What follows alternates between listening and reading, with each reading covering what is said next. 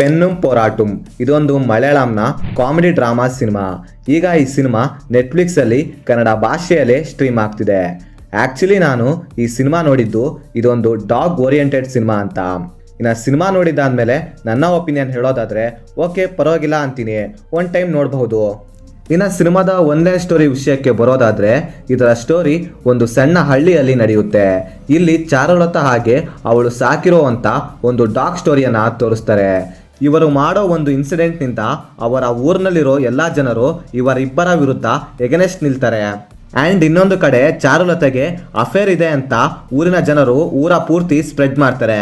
So ಮುಂದೆ ಇವರಿಬ್ಬರು ಸೇರಿ ಇದೆಲ್ಲ ಸುಳ್ಳು ಅಂತ ಹೇಗೆ ಪ್ರೂವ್ ಮಾಡ್ತಾರೆ, ಈ ಪ್ರೋಸೆಸ್ನಲ್ಲಿ ಏನೆಲ್ಲ ಪ್ರಾಬ್ಲಮ್ ಬರುತ್ತೆ, ಕೊನೆಗೆ ಇದನ್ನೆಲ್ಲ ಅವರು ಸುಳ್ಳು ಅಂತ ಪ್ರೂವ್ ಮಾಡ್ತಾರೋ ಇಲ್ವೋ ಅನ್ನೋದನ್ನು ನೀವು ಸಿನಿಮಾ ನೋಡೇ ತಿಳ್ಕೊಬೇಕು.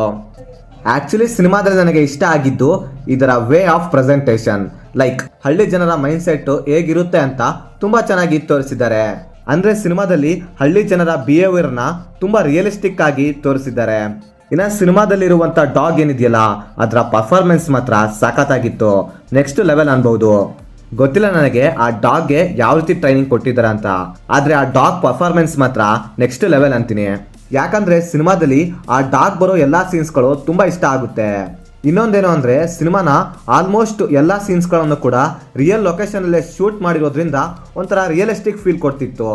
ಸಿನಿಮಾದಲ್ಲಿ ಸ್ಟೋರಿ ಏನು ಅಂತ ಹೈ ಲೆವೆಲ್ಗೆ ಏನಿಲ್ಲ, ಆಲ್ರೆಡಿ ಗೊತ್ತಿರೋ ಸ್ಟೋರಿನ ಸ್ವಲ್ಪ ಬೆಟರ್ ಆಗಿ ಟ್ರೈ ಮಾಡಿ ಪ್ರೆಸೆಂಟ್ ಮಾಡಿದ್ದಾರೆ. ಆ್ಯಂಡ್ ಈ ಟೆಂಪ್ಲೇಟ್ ವರ್ಕ್ ಆಯಿತೋ ಇಲ್ವೋ ಅಂತ ಕೇಳೋದಾದರೆ ಕೆಲವೊಂದು ಕಡೆ ವರ್ಕ್ ಆಯಿತು, ಕೆಲವೊಂದು ಕಡೆ ವರ್ಕ್ ಆಗಿಲ್ಲ ಅಂತೀನಿ. ಇನ್ನು ಸಿನಿಮಾದ ನೆಗೆಟಿವ್ ವಿಷಯಕ್ಕೆ ಬರೋದಾದರೆ ಸಿನಿಮಾದಲ್ಲಿರುವಂಥ ಸ್ಟೋರಿ ಇನ್ನೂ ಸ್ವಲ್ಪ ಬೆಟರ್ ಆಗಬೇಕಿತ್ತು ಅಂತ ಅನಿಸ್ತು. ಯಾಕಂದರೆ ಸಿನಿಮಾದ ಫಸ್ಟ್ ಹಾಫ್ ತುಂಬ ಅಂದರೆ ತುಂಬ ಟೈಮ್ ತಗೊಳುತ್ತೆ ತನ್ನ ಮೈನ್ ಸ್ಟೋರಿ ಕಡೆಗೆ ಬರೋಕ್ಕೆ. ಸೊ ಈ ರೀತಿ ಅವರು ತುಂಬ ಟೈಮ್ ತಗೊಳ್ಳೋದ್ರಿಂದ ಸಿನಿಮಾ ನಮಗೆ ಕನೆಕ್ಟ್ ಆಗೋದಕ್ಕೆ ತುಂಬ ಅಂದರೆ ತುಂಬ ಟೈಮ್ ತಗೊಳುತ್ತೆ. ಅರ್ಧ ಸಿನಿಮಾನೇ ಮುಗ್ದೋಗಿರುತ್ತೆ ಸಿನಿಮಾ ತನ್ನ ಮೈನ್ ಸ್ಟೋರಿ ಕಡೆಗೆ ಬರೋ ಹೊತ್ತರಲ್ಲಿ. ಸಿನಿಮಾದಲ್ಲಿ ಇರುವಂಥ ಸ್ಟೋರಿನ ಇನ್ನೂ ಬೆಟರ್ ಆಗಿ ಪ್ರೆಸೆಂಟ್ ಮಾಡಿದರೆ ಸಿನಿಮಾದ ಸ್ಟೋರಿ ಇನ್ನೂ ಬೆಟರ್ ಆಗಿ ಬರ್ತಿತ್ತು ಅಂತ ನನಗೆ ಪರ್ಸ್ನಲಿ ಅನಿಸ್ತು. ಇನ್ನು ಓವರಾಲ್ ಆಗಿ ಸಿನಿಮಾ ಹೇಗುಂಟು ಅಂತ ಹೇಳೋದಾದರೆ ಇದೊಂದು ಡೀಸೆಂಟ್ ಆಗಿರುವಂಥ ಆವ್ರೇಜಲ್ಲಿ ಬಿಲೋ ಆವ್ರೇಜ್ ಸಿನಿಮಾ ಅಂತೀನಿ. ಇನ್ನು ಸಿನಿಮಾನ ಫ್ಯಾಮಿಲಿ ಜೊತೆ ನೋಡ್ಬೋದಾ ಅಂದರೆ ಎಸ್ ನೋಡ್ಬೋದು, ಯಾವುದೇ ಬ್ಯಾಡ್ ಸೀನ್ಸ್ ಇರೋದಿಲ್ಲ. ಸೊ ಇದಾಗಿತ್ತು ಫ್ರೆಂಡ್ಸ್ ನಾನು ಈ ಸಿನಿಮಾ ನೋಡಿದ್ದಾದ್ಮೇಲೆ ನನಗನ್ಸಿದಂತಹ ಒಪಿನಿಯನ್.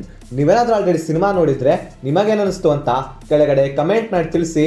ಮತ್ತೆ ಬೇರೆ ವಿಡಿಯೋದೊಂದಿಗೆ ಆದಷ್ಟು ಬೇಗ ಸಿಗುವ. Bye friends.